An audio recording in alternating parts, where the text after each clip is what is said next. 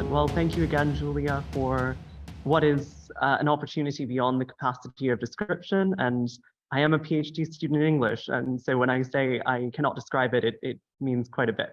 Thank you also to Eli, our artistic director, who, without whom I would probably not be doing a PhD in Shakespeare at all. Without his festival, I don't know that I would have been inspired to go in this direction. Starting off, just to kind of outline where we're headed for today, I want to just give a brief prefatory note about Shakespeare's play itself, then move into kind of the broader world of our production, what our sort of, not necessarily assumptions, but our kind of top level understandings and conceptions that we went into this show to reify on stage, and then go through these 5 things that we'll get to, followed by hopefully some time for Q&A at the end.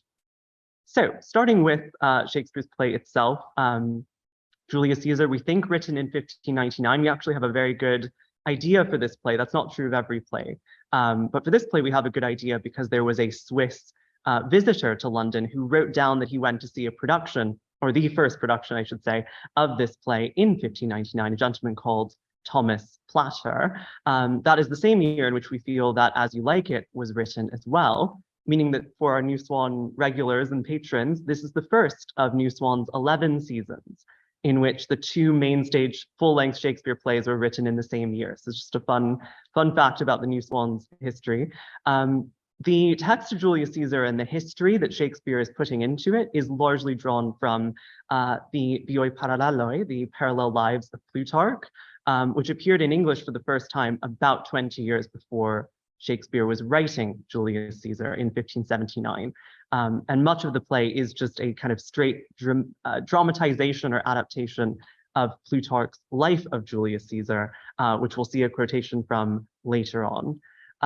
Something that Julia mentioned early on in our rehearsal process is that this is Shakespeare trying to create a pre-Christian depiction of what Roman life was like. So if you came to the festival last year and you saw the Comedy of Errors, wonderfully realized and directed by Eli Simon himself, you will have seen that there's an abbess, Amelia, who appears at the end, kind of out of nowhere into this classical world, comes this very Christian figure. That's not the case in Julius Caesar. We have something that's trying to be Roman and historical rather than a kind of sort of finishing of that Roman world with a Christian veneer, as is sometimes the case in other plays, especially of the Elizabethan part of Shakespeare's career, which that does tend to happen in.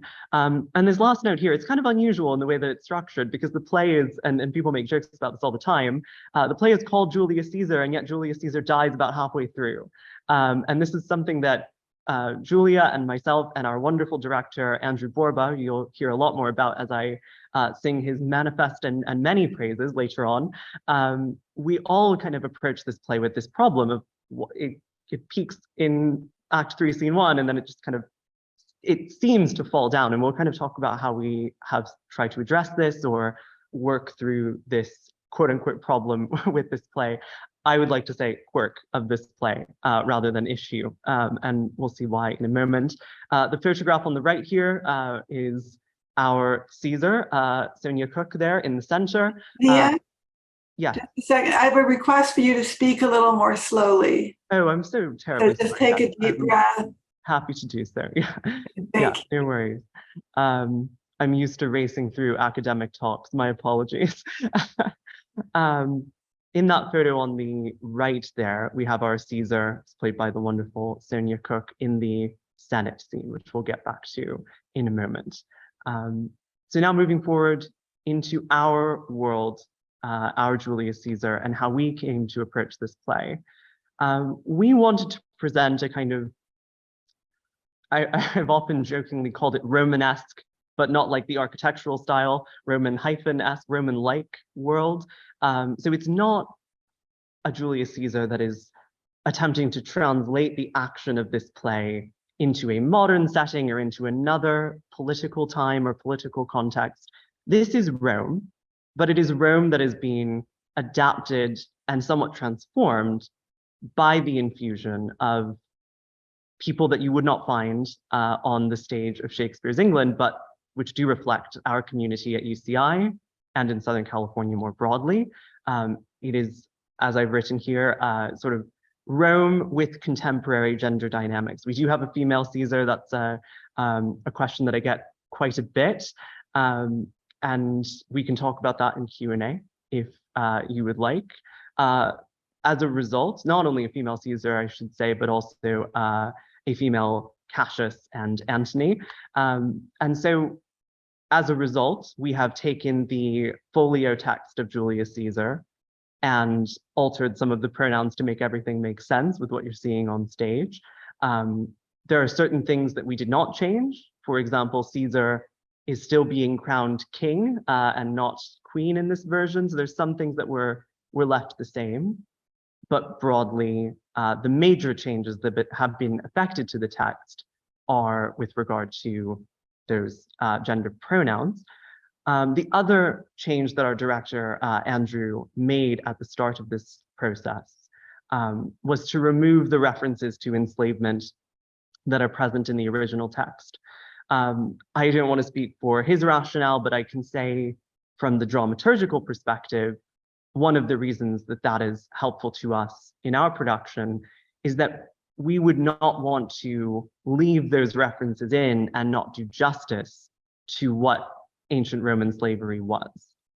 So it is more helpful for us sort of dramaturgically to tell you the story of Julius Caesar and not sort of fail to reckon with ancient slavery properly, which is a whole other show, I think, and not our show.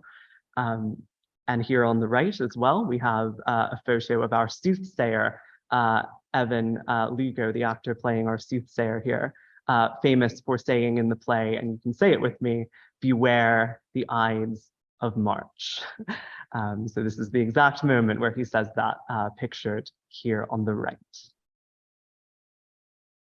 So let's move into our 5 things, starting with this lovely image, which is from the top of the show. This is Act 1, Scene 1, one of our commoners who are partying and reveling because it is a special occasion at the start of this play in Rome. It is a festival and also a triumph in honor of Caesar. Caesar has just won a victory in the civil war against her enemy, Pompey, and this is what is being celebrated. The actual triumph is separate from the festival that we'll talk about in a moment, but Shakespeare, for dramatic purposes, just kind of combines those two into one occasion for the beginning of his play. So we see the garland, the flowers here in this image that are marking that festival, as well as the cup containing wine for the celebration. You can see both of those things in this image. And then in the right hand of our commoner here, we see a mask, which I'm going to show you a close-up image of in just a second. That mask is going to tell us a bit about what this festival is. So here on the right of this slide, you can see the mask close up. They're wolf masks. And this is because the festival that we are depicting in the beginning of the play is called the Lupercalia. So it was a festival that was celebrated in February, and it's a fertility festival. It's a purification festival. One of the peculiar traditions that was involved in this festival, which it was great fun to explain and sort of talk about with our cast at the beginning of rehearsals, is that the festival would involve young men, young noblemen in Rome, young patricians, sacrificing goats in honor or to ensure this purification, the ritual purification of the city.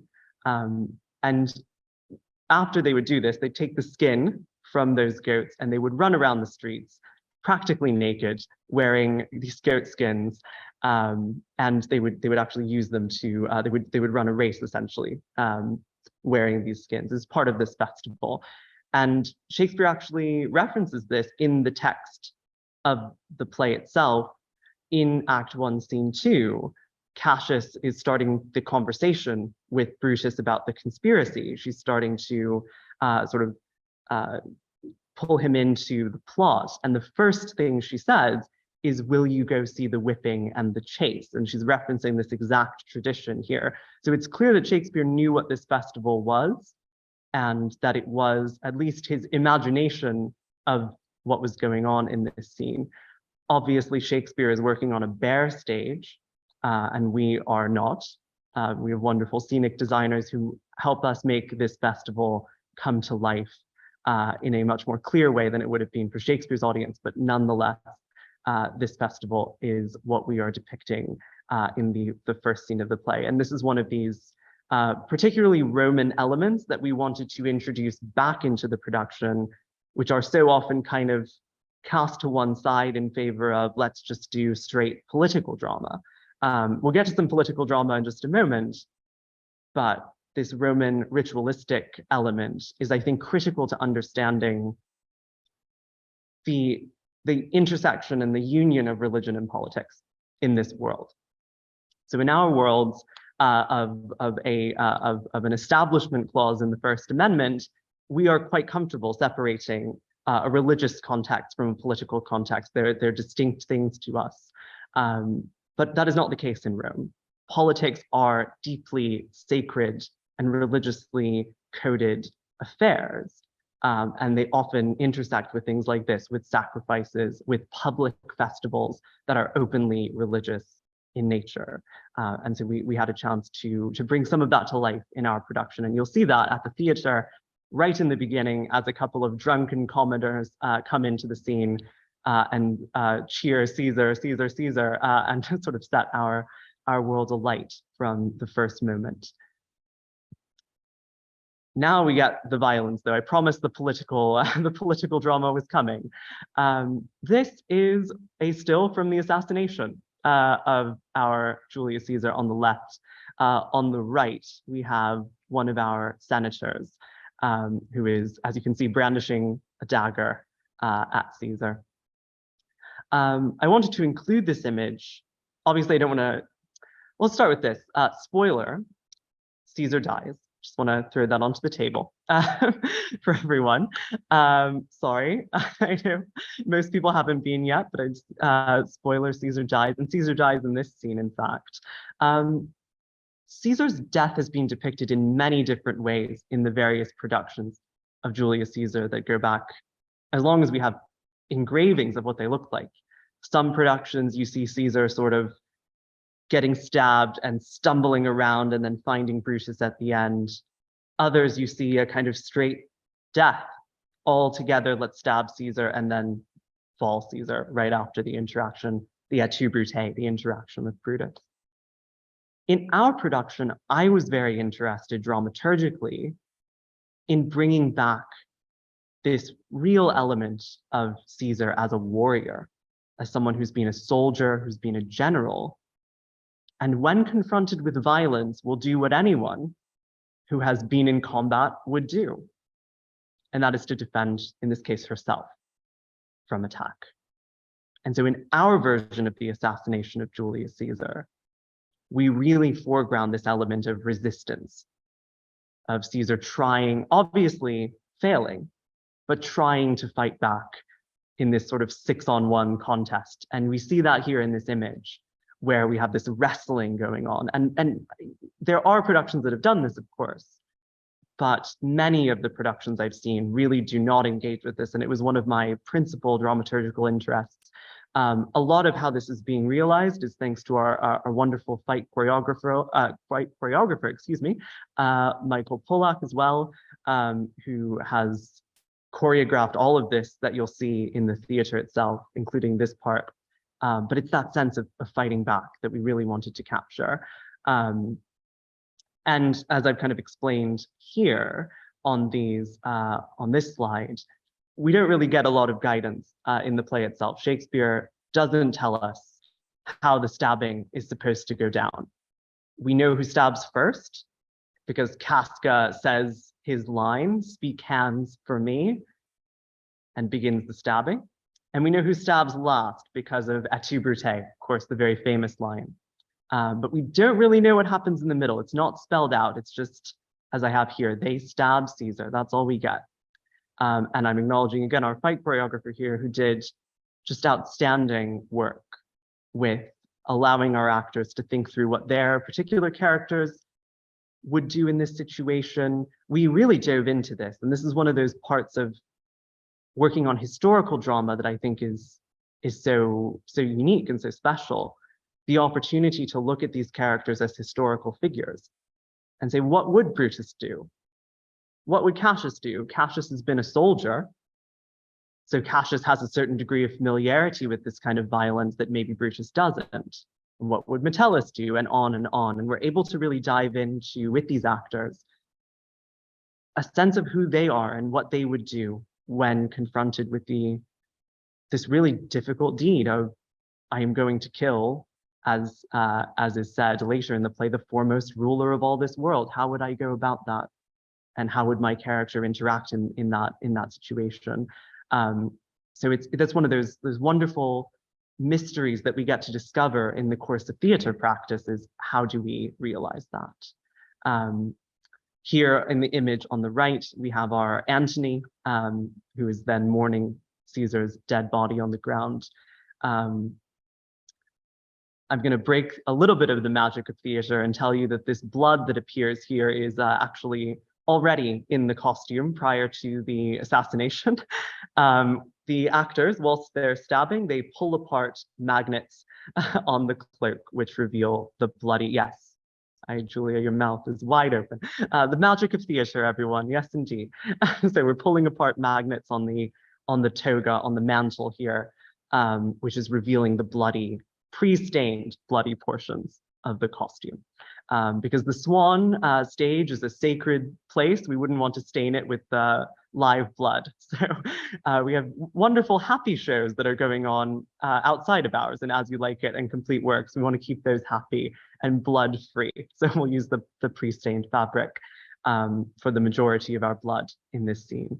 There's a bit more as well when the conspirators wash their hands in the blood of Caesar, but that one is going to have to remain a mystery. I'm going to leave that to the magic of the stage for you. All right. Oh, and I've included here a quotation from Plutarch, kind of showing my work, if you will, on the Caesar defending herself point. So I'll just read it very quickly, but it's here in writing for you. Caesar hemmed in on all sides, whichever way he turned, confronting blows of weapons aimed at his face and eyes, driven hither and thither like a wild beast, was entangled in the hands of all. And it is said by some writers that Caesar defended himself against the rest, and darted this way and that, and cried aloud. And a lot of productions, as I'm saying, kind of elide this portion. But when you have such a talented team of fight choreographers and actors, as we do at the New Swan Shakespeare Festival, how can you pass up the opportunity to try to recreate that? Hemmed in like a wild beast. I mean, it's such an excellent description that I hope you'll see reflected when you come to the theater to watch this moment of violence, of political violence take place on our stage. So yes, there we are, the assassination. I wish we could move on to happy things. It's not a very happy show, I must confess. We move on now to this image. This image is of Cassius lying dead at the end of the play. But I don't want you to focus on her. I would like you to focus, or invite you to focus, on the wall behind her, this marble. I don't know if you can see my cursor as I'm circling this. Yes, brilliant. The marble wall that sits behind her, and this crack or chasm that has opened up in it. Here at the bottom left of the frame, we also have one of our plinths, our bases of a column here as well, which is used as a scenic element in our production. Actors can sit on these, and they do sit on these during the show. But as you can see at the end here, the plinth is tipped over on its side, and we'll get into why that is in just a moment. So here you see this lovely image of the wall being lit up in red. And this all has a symbolic quality for this show, and this is something that our director, Andrew Borba, came into the production with a lot of these ideas and then our scenic design team and props team as well have collaborated to put together this symbolism for you. The marble walls have a crack in them at the beginning. It's very small. I didn't include a picture of it because it would be very hard to see in a photograph, but there's a fissure, a little very small crack that runs along in the first half of the show. And then at a certain moment, which I'm not going to spoil to you, the walls crumble and then crack open, revealing this in red first, and then of course the light goes away.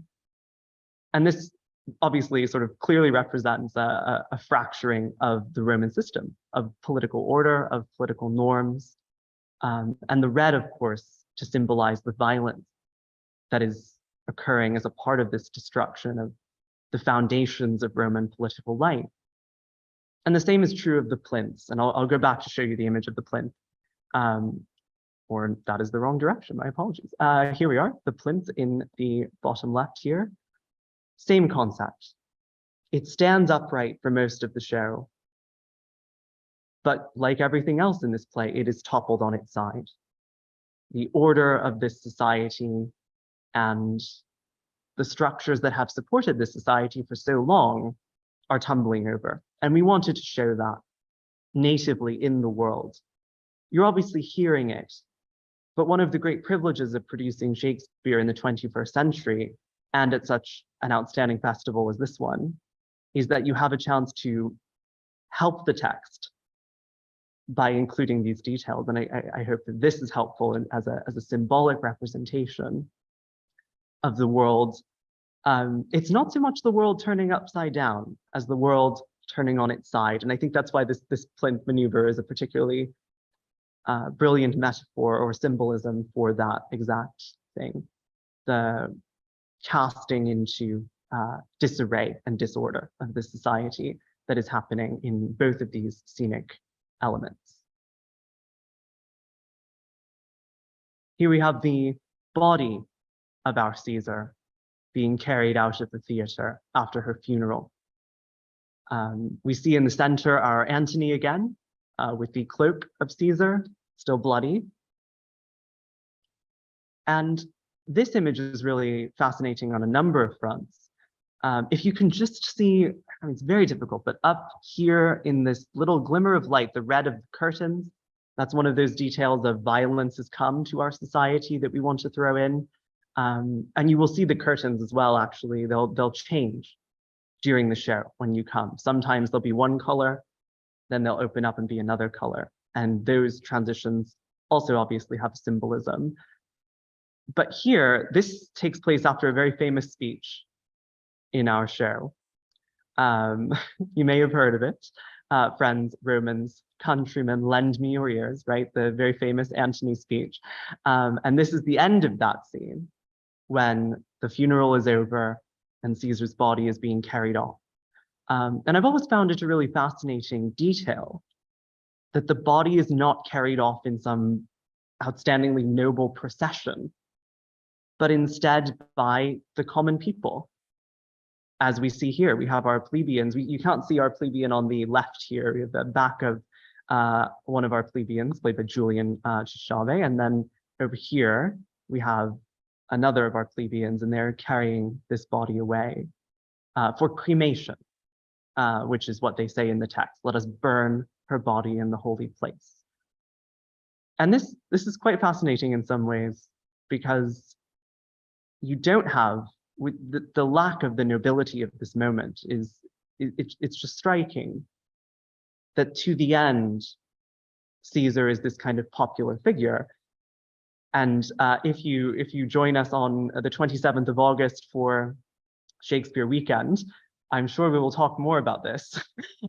This element of the people are the ones who are celebrating this autocratic figure. I'm sure we'll have more and more time to talk about that on that day, where I promise I will speak much more slowly because I will be less rehearsal crazy than I am today. But it's still quite fascinating that we have these commoners carrying Caesar from the field.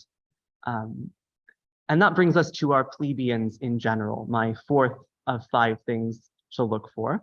On the right, you see perhaps the most striking image that our plebeians are involved in, the murder of Cinna the poet. And this is just, thanks to Jesus Lopez Vargas, the production coordinator of the festival, for capturing this really outstanding, haunting, but outstanding image that you see on the right. The plebeians taking her body. And this scene, when you see it, I think you'll get an immediate sort of sense of why Shakespeare has included it. This moment of the common people tearing a woman to pieces just because she has the same name as one of the conspirators. And they know she's not one of the conspirators. She even says, I'm Cinna the poet. There's a Cinna the conspirator as well. She's Cinna the poet. They have the same name, but she says, I'm not Cinna the conspirator. I'm Cinna the poet. And they go straight from tear her, she's a conspirator, to tear her for her bad verses. They start insulting her poetry. They're like, we can't kill her for being a conspirator. We'll kill her because she's a bad poet. And you get to see this moment of the mob being completely riled up by this speech that Antony gives, of course, but also you get to see them. And one of the great themes of this play is the shifting of our plebeians with the wind. They go one way when Brutus speaks, they go another when Antony speaks. You have a sense that, again, it's chaos, but it's chaos that's being molded and controlled and led, or channeled perhaps even. And this scene, I think, is a particular representation of that. You will notice as well that the face of our Cinna the poet here is the same as the face of Caesar. That is the same actor, Sonia. And this was our director who first put forward this concept and whose vision this was. And I think it's a brilliant distillation of the message of this violence.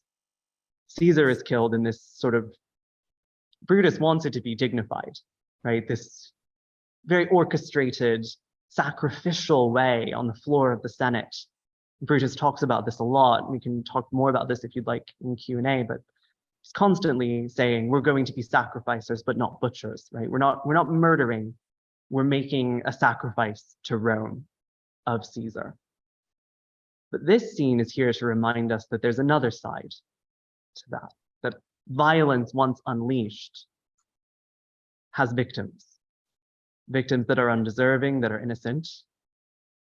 And by making that physical connection between Caesar and Cinna the poet, we've, I think, drawn that out even more than it would otherwise be evident. This also results because Caesar gets carried off on the stretcher, and then she comes right back in as Cinna the poet about 5 seconds later. It's a really quick change. So just another magic of theater thing. I mean, it continues to be a marvel to me how they manage to do that every night. And you'll get to see that as well. She'll go off and come right back in but it only adds to that theme, doesn't it? Of just continual violence.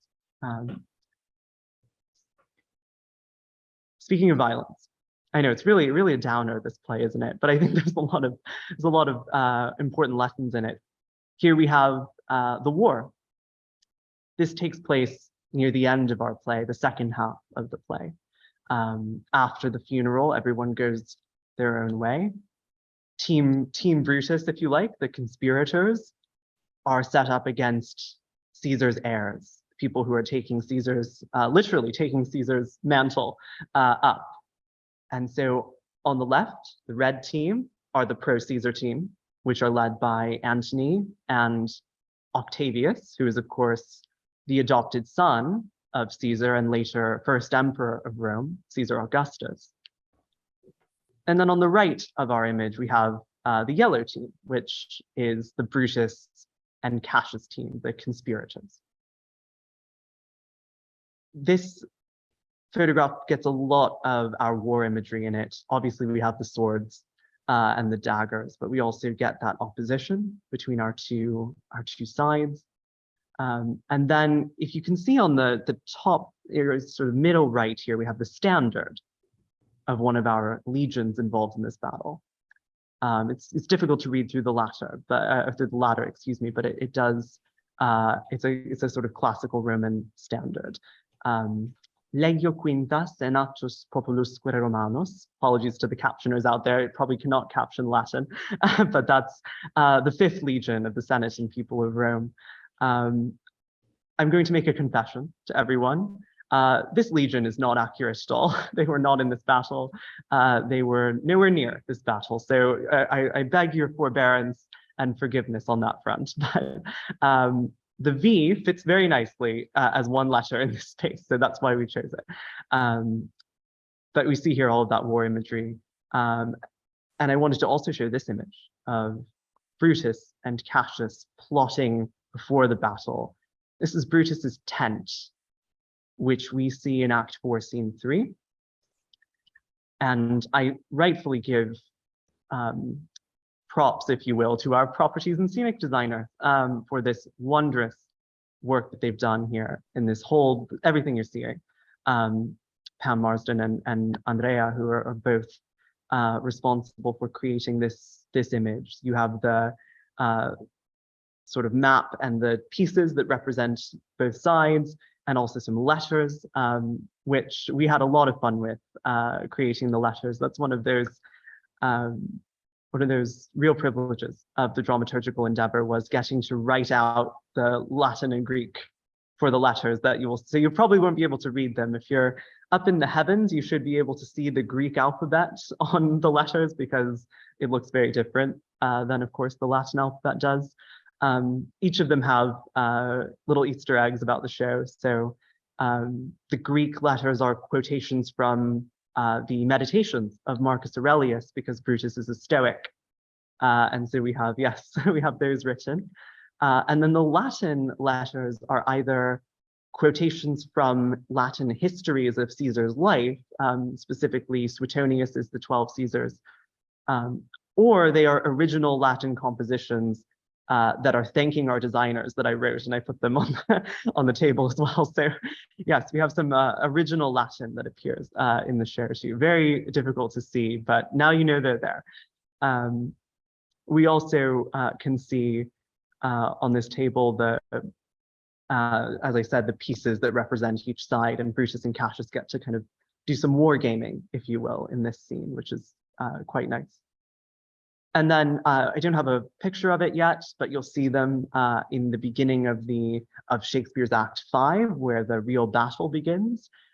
Each side also gets a banner that gets unfurled from the 2 sides of the theater, the 2 balcony sides at the start of Act 5. And so we will also see that detail. Right, so those are my 5 things. I have a list of people to acknowledge here. I just want to especially shout out again our director, Andrew Borba. Much of his work is what I've been talking about this entire time. But our entire production team here, those that are not listed because the slide has limited space, I've provided a link at the bottom of this slide to all of the bios of all the artists who worked on the festival this summer. I have had a rare privilege to be sort of public face of a lot of their labors. And just a general thank you once again to all of them, and especially to Andrew, from whom I have learned more about theater in the space of 5 weeks than I think I learned in all of the years of my life before this. So it's been a real privilege, especially to work with him. So big hand for Neah, and we'll see you at New Swan.